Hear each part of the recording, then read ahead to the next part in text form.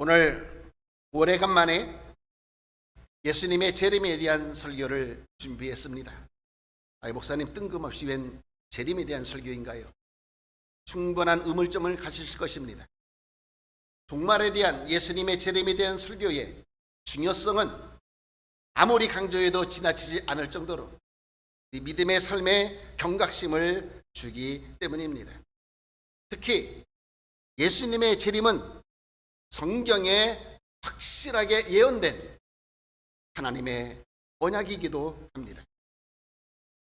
이 역사를 통틀어서요, 많은 이단들, 특별히 사이비 종교 집단들이 예수님이 재림하신다는 그 날짜에 대하여 특별 계시를 받았다고 주장하면서 사람들을 현혹하여 사회적인 문제를 야기해 왔습니다.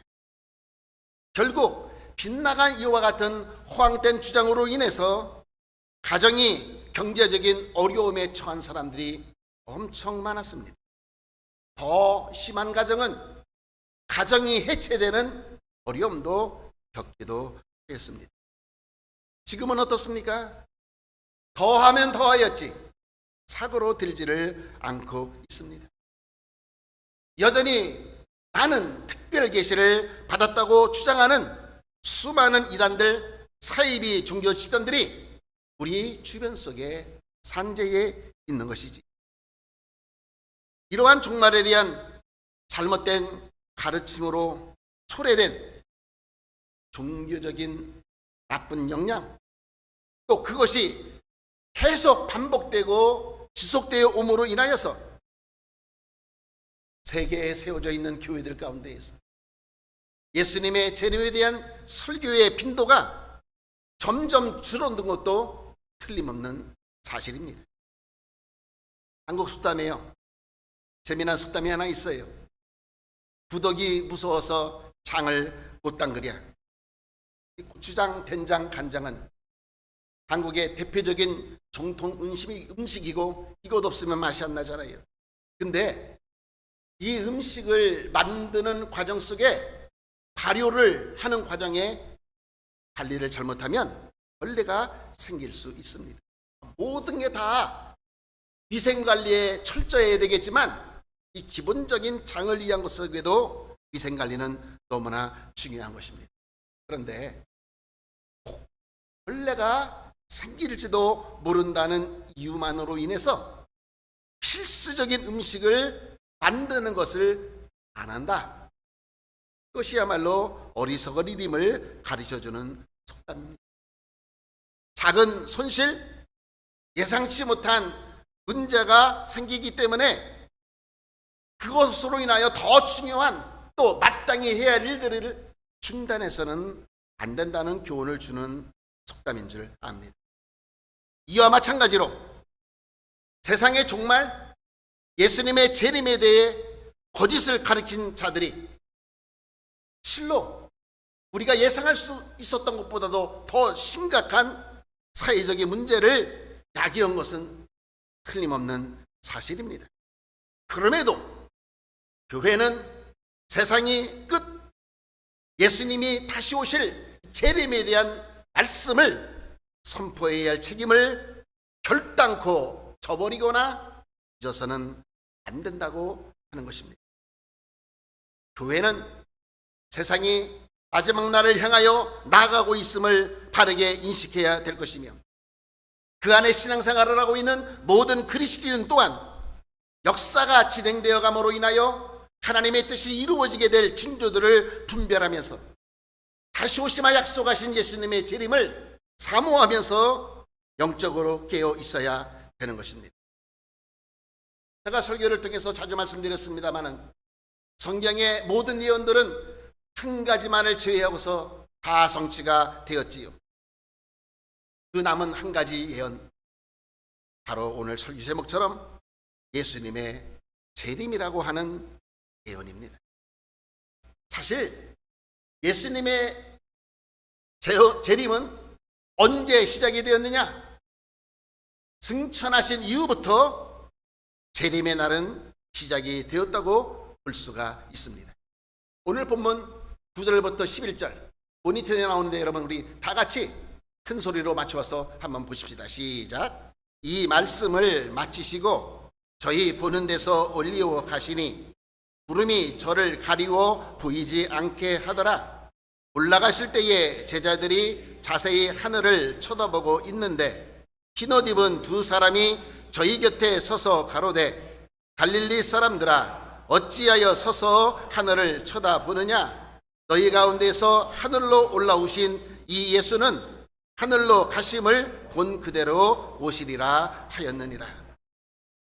그리스도인들에게 있어서 관심사들이 많이 있겠습니다마는 그 가운데에서 가장 큰 관심사는 항상 예수님의 재림에 대한 것입니다.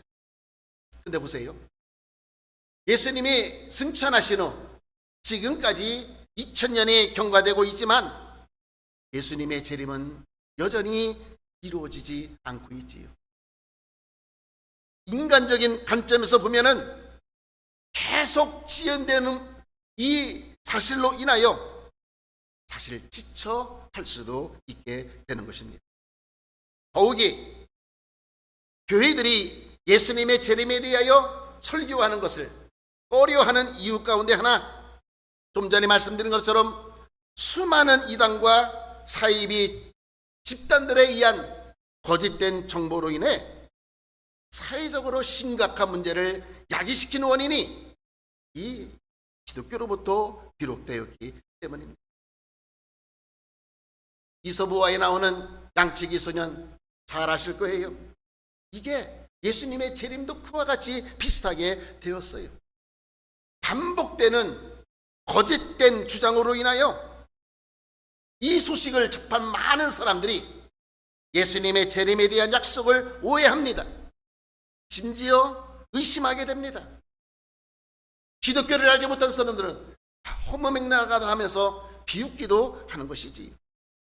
그럼에도 불구하고 교회는 다시 오시마 약속하신 예수님의 재림을 계속해서 선포해야 할 사명이 있습니다.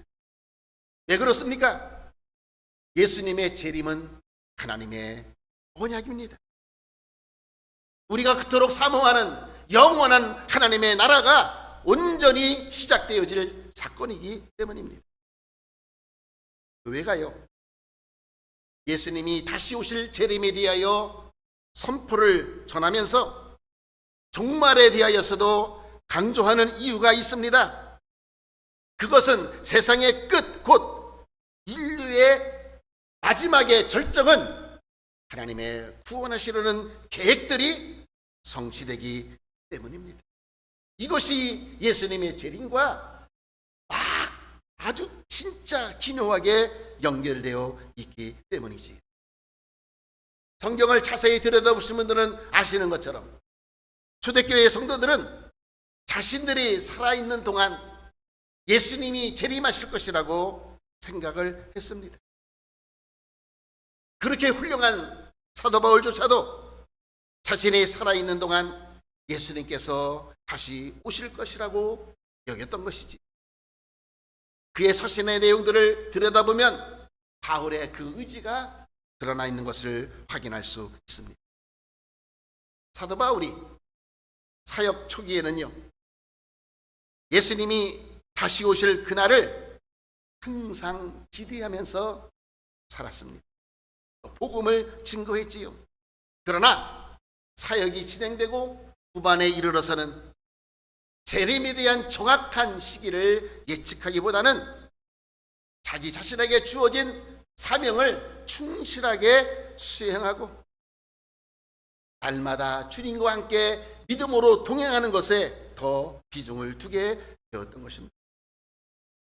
그리고 초대교회부터 지금에 이르기까지 모든 세대들, 특별히 하나님께 부름받은 교회에 속한 하나님의 자녀들은 예수님의 재림을 간절히 사모하고 소망해 온 것입니다. 그동안 시한부 종말론자들과 같은 잘못된 사람들의 주장으로 인해서 예수님의 재림에 대한 회의를 가진 사람들이 생각보다 많기는 했습니다. 그러나 그 빗나가고 오해되어 있는 정보 가운데에서도 진실한 믿음을 갖고 있는 사람들은 항상 다시 오실 예수님에 대한 그 사모함을 가지고 믿음 생활을 해나가는 일들이 많이 있다고 하는 것이지. 오늘 설교 제목에서 다시 한번 우리가 확인하는 것처럼 예수님은 분명히 다시 오신다는 것을 믿으시기를 바랍니다. 오늘 본문 11절 다시 보지요. 갈릴리 사람들아, 어찌하여 서서 하늘을 쳐다보느냐? 너희 가운데에서 하늘로 올려지신 이 예수는 하늘로 가심을 본 그대로 오시리라. 역사적으로 볼 때요, 종교, 특별히 기독교는요, 사회적인 현상들과 아주 밀접하게 연결되어 온 것을 우리는 확인할 수 있습니다. 정치적으로, 경제적으로, 사회적으로 불안정한 시기에요, 이상하게도 예수님의 재림에 대한 논의들이 활발하게 진행되어 온 것을 우리는 확인할 수가 있습니다. 왜 그런지 아세요? 사회, 경제, 정치가 불안하면 그걸 개인적인 사람들조차도 불안과 두려움으로 경험할 수밖에 없는 것. 야, 어디 안전한 곳이 없을까? 이러한 현실을 도피하려는 경향을 대부분의 사람들이 갖게 되는 거예요. 거기서 더 나아가, 이건 내 힘으로 해결할 수 없겠다. 그래서 교회에 와서 하나님 의지하고 신앙의 힘에 의지하여 위안을 받으려고 하는 것입니다. 특히 현세에 대하여 비관적인 생각을 가진 사람들, 다가올 미래에 대한 희망을 더 의지하게 되어 있습니다. 현실 포기, 미래 희망. 솔직히 다 아시는 것처럼 현실을 도피하는 것은 신앙의 유무를 떠나서 결단코 바람직한 삶의 자세는 아닙니다. 왜 그런지 아십니까? 참된 인생은 현실을 외면하지 않습니다. 현실을 직시하고 잘 판단하고 그 문제들을 잘 인식하여 평가하게 될 때에 헤쳐나갈 길이 보이게 되어지고, 믿음을 가진 그리스도인들은 하나님을 의지하며 하나님, 이 안에 당신의 뜻이 무엇입니까를 찾으려고 하나님을 더욱더 의지하게 되는 것입니다. 이것이 믿음을 갖고 살아가는 그리스도인들이 사회적인 현상과 주변의 사람들이 갖는 그 두려움과 현실 도피적인 생활 속에서도 성실하게 살아가야 할 책임적인 모습 속에서의 마땅히 가져야 할 자세가 되는 줄 압니다. 세상에 종말에 대한 징조들이 나와 있어요. 그렇기 때문에 그리스도인들은 종말이 얼만큼 우리에게 가까이 다가오고 있는가를 진저를 통해서 분별하는 것이 중요해요. 여러분들은 세상의 끝이 언제라고 여기셔요? 내가 사는 동안엔 아마 없을 거예요. 참으로 위험한 생각입니다. 종말이 가까이 다가오고 있음을 어떻게 우리는 알 수 있는가? 아까 제가 말씀드렸잖아요. 예수님이 성육신하심으로 그리고 승천하심으로 세상의 종말은 이미 시작이 된 것입니다. 지금 여러분, 세계 모든 나라들이 연호를 쓰는 그 중심이 뭐예요?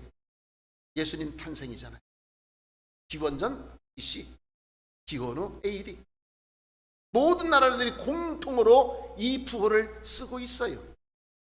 이것만 보아도 예수님은 신화적인 인물이 아니라 허상의 가공의 인물도 아니라 인류 역사 속에서 실제로 살았던 분임을 이 연호로서도 우리는 확인할 수 있게 되는 것입니다.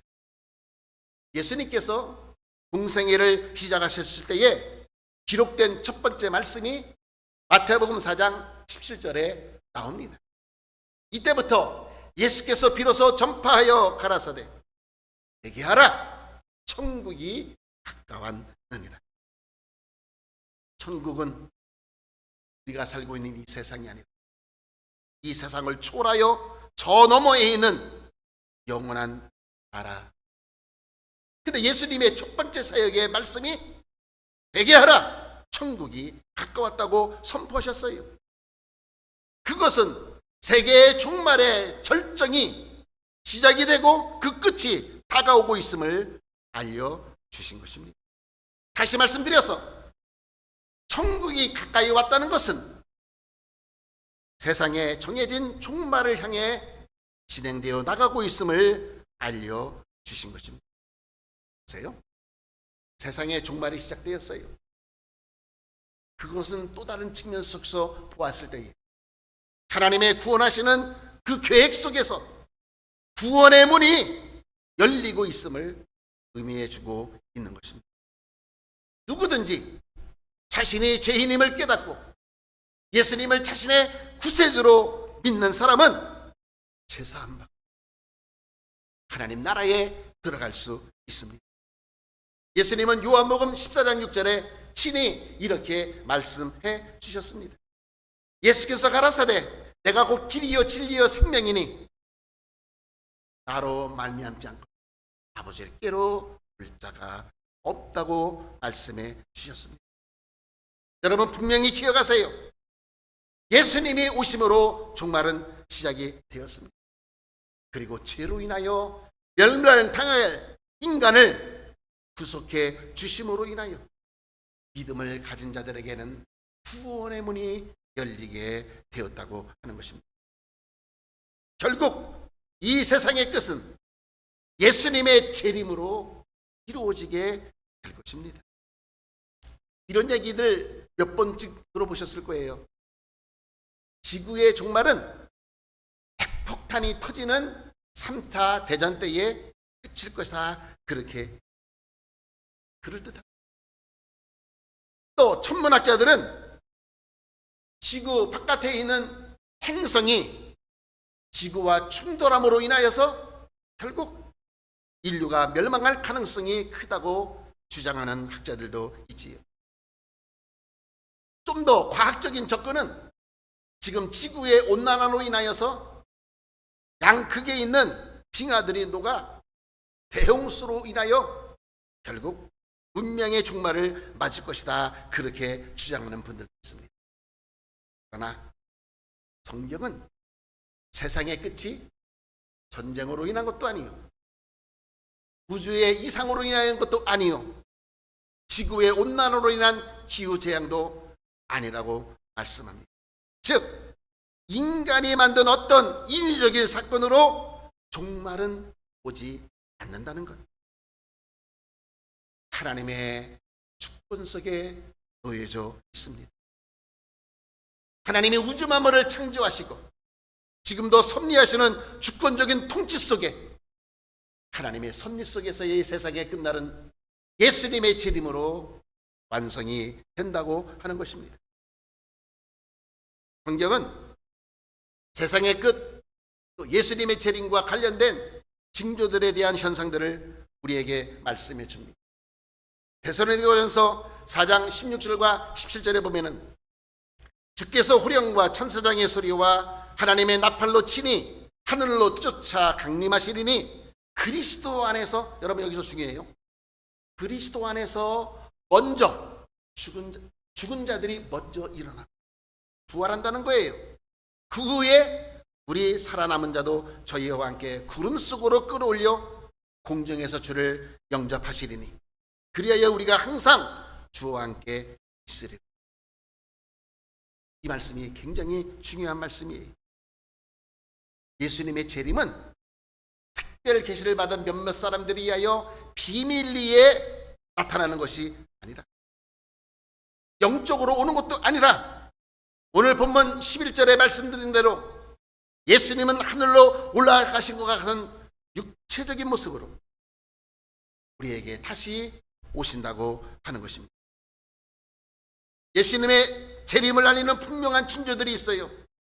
오늘 지금 데살로니가전서 뭐라고 말씀해요? 호령, 천사장의 소리, 하나님의 납. 무슨 뜻입니까?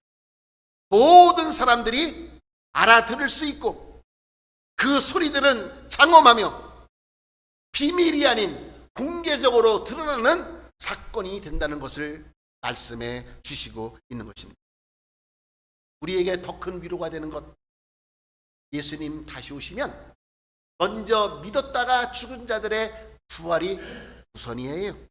그들이 먼저 주님을 영접한다고 말씀해 주고 있습니다. 그러면 살아서 주님을 영접하는 자들은요, 더 놀랍지요. 썩지 않을 몸으로 변화가 될 것이고, 뭐라 그래 있어요?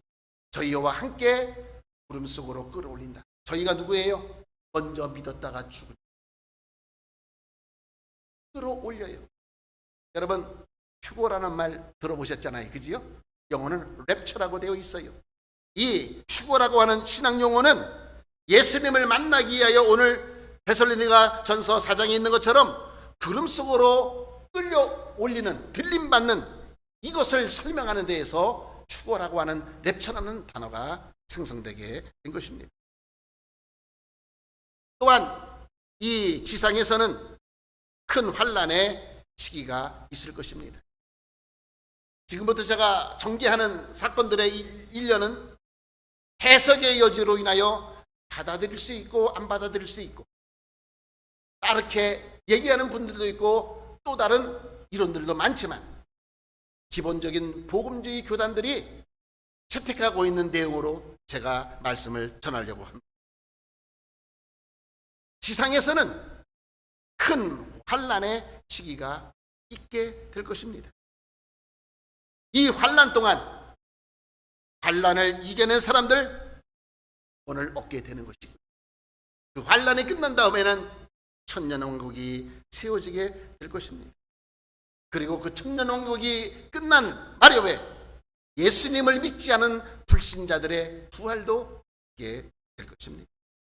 그때 의로우신 재판장이신 예수님은 믿는 자를 천국, 믿지 않는 자를 영원한 지옥의 불로 던져질 것으로 구분을 하시게 될 것입니다.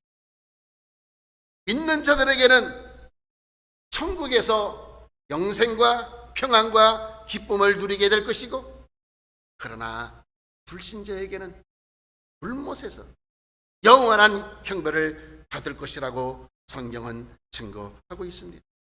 그렇기 때문에 이 세상의 끝은 인위적인 조작으로 이루어지는 것이 아니라 절대적인 하나님의 주권적인 역사로 인하여 예수님의 재림으로 마치게 될 것입니다. 그때에는 오직 두 가지 결과만 남습니다. 우리가 전도할 때 흔히 쓰는 믿는 자들에게는 구원, 믿지 않는 자들에게는 영원한 불못에 들어가는 심판이 주어지게. 그러므로 예수님은 구원의 시작이시면서 완성자가, 지금 저와 여러분은 다시 오시마 약속하신 예수님의 재림의 날을 기다리면서 종말을 향하여 직선적으로 나아가는 선상에 놓여져 있는 것입니다. 아무도 세상의 종말의 때를 알지 못합니다. 그렇기 때문에 우리는 어떠한 어려움에 직면하면 불안하고 또 걱정하고 연약함 속에서 그 한계를 느끼며 살아갈 수밖에 없습니다. 그러나 그 다른 이면에는 오히려 세상에 대한 종말을 통하여 믿음을 갖고 살아가는 신실한 하나님의 자녀들에게는 유익함을 주게 되는 것이지. 왜 그럴까요? 언제 끝날지 모르는 세상, 예수님이 오셔야 세상의 끝이 오는데 예수님이 오시는 그 날짜도 알 수 없기에 늘 하루하루를 영적으로 깨어서 하나님을 의지하고 그분 앞에 믿음을 동행하며 그분의 말씀 따라 살아가는 성실한 삶을 매일매일 살아가게 됩니다. 언제 오시더라도 주님을 영접할 수 있는 준비가 되어 있을 수 있기 때문입니다. 예수님의 재림과 함께 다가올 세상의 종말을 준비하는 것은 모든 그리스도인들이 가져야 할 신앙적인 경건한 모습이 되는 것입니다. 그러면 예수님의 재림의 정확한 날짜는 모르지만 그때가 어느쯤인지 우리는 어떻게 알 수 있을까요? 알려고 하지 마세요. 왠지 아세요? 주님이 그렇게 말씀하셨어요. 여기에 대한 분명한 해답이 마태복음 24장 36절에 이렇게 나옵니다. 크게 한번 다 같이 보십시다. 시작. 그러나 그날과 그때는 아무도 모르나니 하늘의 천사들도 아들도 모르고 오직 아버지만 아시느니라. 아셨지요? 그렇습니다. 예수님의 재림의 날은 아무도 몰라요. 오직 하나님만이 아시는 것입니다. 그날을 추측하거나 특별 계시를 받았다고 주장하는 것 모두가 잘못된 것이며 비성경적인 내용들입니다. 가장 큰 이단 가운데 하나인 여호와의 증인들, 요새는 우리 집에 한 2년 동안 찾아오지 않았어요. 예수님이 1914년에 재림하실 것이라고 주장했어요. 근데 안 오셨어요. 빗나갔어요. 그러자 그들이 뭐라고 하는지 아세요? 아, 오셨는데 육체적으로 오신 것이 아니라 영적으로 오신 것이라고 그들의 교리를 바꿨습니다. 또 다른 이단 종파인 안식일 예수재림교회에서는 1844년에 예수님이 특별한 의미로 재림을 하셨고 지금은 재림이 아니라 3차 다시 오시는 것을 기다리고 있다고 주장을 합니다.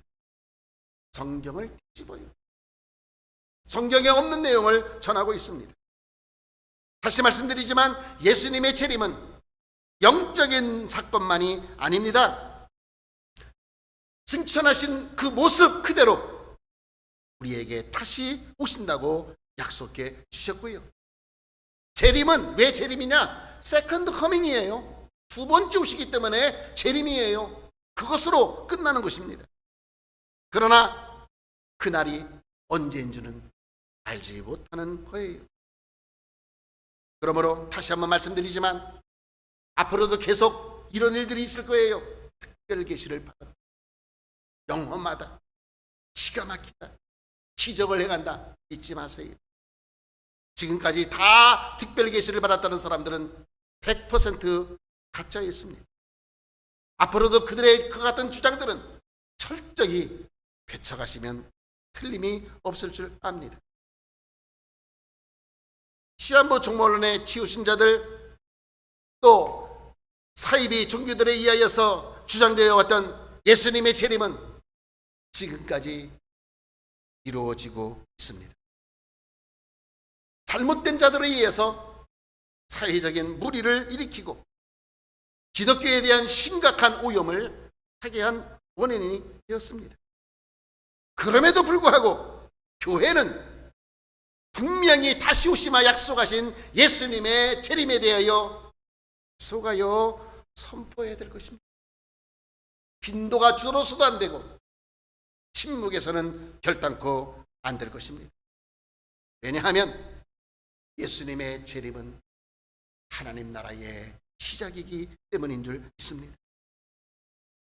우리는 세상이 정하여진 그 끝날에 이 세상은 끝이지만 하나님 나라는 새로운 시작이 됨을 바라보면서 예수님 다시 오시마 약속하신 대로 사모하고 기다릴 수 있어야 될 것입니다. 영적으로 깨어 있어야 돼요.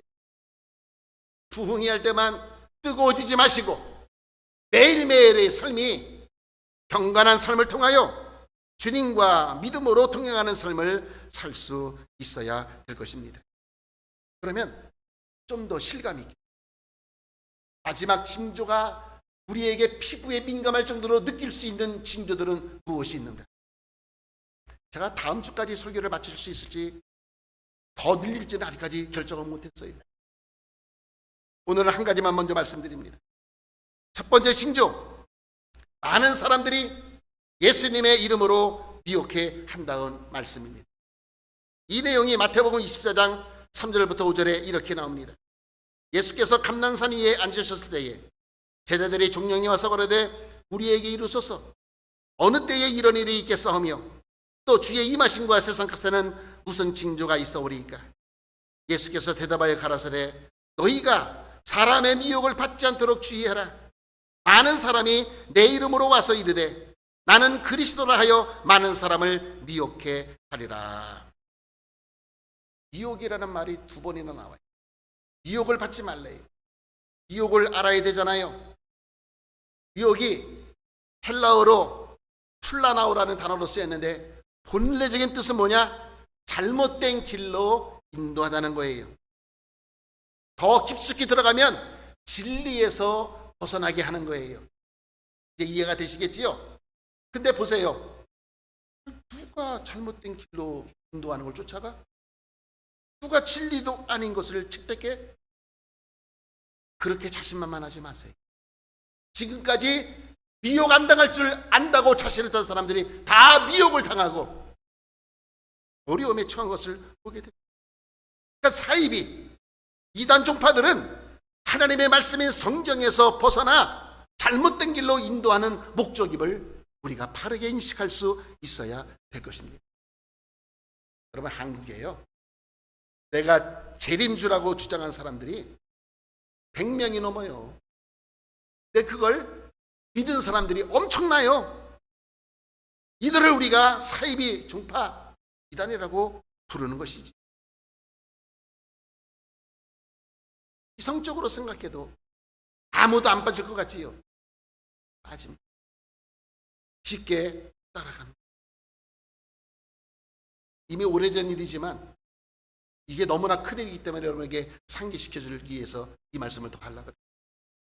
한국에서 시한부 종말론의 절정은 1992년 10월 28일 그날 0시에 예수님이 재림할 것이라는 주장, 숭인동의 H군이 계시를 받았고 그 얘기를 들었던 한 목사가 진짜 하나님의 계시라고 떠들고 다니는데 교회들이 난리가 났어요. 모든 교회들이 여기에 열광을 했어요. 이 목사를 강단에 세우기 위해서 교회들마다 엄청난 경쟁을 벌였습니다. 이때 얼마나 심각했냐면 평생 몸담던 직장, 이제 얼마 안 있으면 예수님 오시는데 직장 다닐 필요가 뭐가 있느냐. 직장을 그만두고 저축해 놓았던 돈, 그리고 퇴직하면서 받은 돈을 이 시한부 단체에다가 다 기부를 하는 사람들이 어마어마합니다. 저는 그때 국목이었는데요, 부사관 엄청나게 저녁소를 내갖고 난리가 났어요. 그분들이 없으면 배가 못 움직이거든요. 많은 사람들이 집회 때마다 남의 교회에서 꽉꽉 차고 발 디딜 틈이 없을 정도. 왜요? 이분이 여기 오려면 또 언제 올 줄 모르니까 들으려고. 허점이 보이기 시작했습니다. 한국에만 전하면 안 된다고, 미국에 가서도 전화해야 된다고 하는데 시차를 안 쓰고 미국에 와서도 10월 28일 0시에 예수님 오시고 허점이 드러나기 시작합니다. 그리고 예언된 그날 아무 일도 일어납니다. 한국의 공중파 텔레비전들은 생중계로 그 모습을 다 중계해 줍니다. 이게 웬일입니까? 그 종말론을 주도한 사람 목사예요. 이장님 씨. 1992년 10월 28일 자정에 예수님이 재림하심으로 이 세상은 끝난다고 얘기했거든요. 그래요? 빗나가면서 사회에 풍기문란을 일으킨 거잖아요. 한국이 조사를 했는데 그 당시 30억 원 상당의 만기로 돌아올 그 금액의 통장이 근거에서 발견됐는데 언제 만기냐? 92년 10월 28일 날 예수님 온다는데 그 30억 원의 만기는 1993년 5월.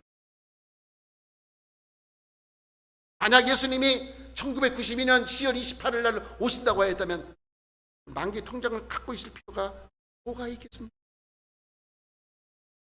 하나의 극단적인 예이고 한국교회는 씻을 수 없는 치욕적인 일이기도 하여 그걸 막기보다는 사람을 끌기 위하여 교인들 늘어나기 위해서 서로 이 이장님씨를 강단에 세우려고 혈안이 되었던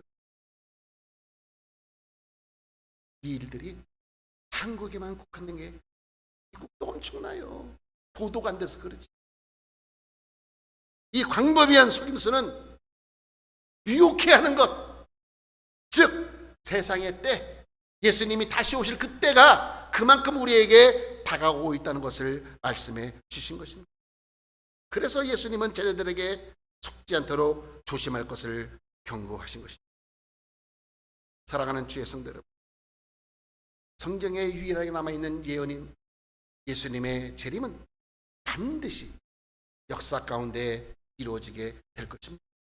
비록 이단과 사이비 종파들에 의하여 예수님의 재림에 대한 잘못된 인식과 사회적인 문제를 일으켰던 엄청난 부끄러움들이 있지만 그래도 불구하고 예수님의 재림은 우리에게 틀림없이 가까이 다가오고 있습니다. 제가 설도 초기에 웬 뜬금없는 재림 설교 다른 데 있지 않습니까? 경건하게 살아 신앙의 경각심을 가져야 됩니다. 그리고 언제 오시든지 준비된 마음으로 주님을 맞이할 수 있는 우리들의 믿음이 되어야 예수님의 재림을 간절히 기다리고 사모하십니다. 다시 오시는 그날까지 주님의 부름받은 참된 제자로서 우리에게 맡겨진 삶의 현장에서, 교회의 직분에서, 내 삶의 일터에서 그리스도인의 책임과 선한 영향력을 드러내며 살아가는 모두가 되시기를 주의 이름으로 축원을 드립니다. 기도하겠습니다.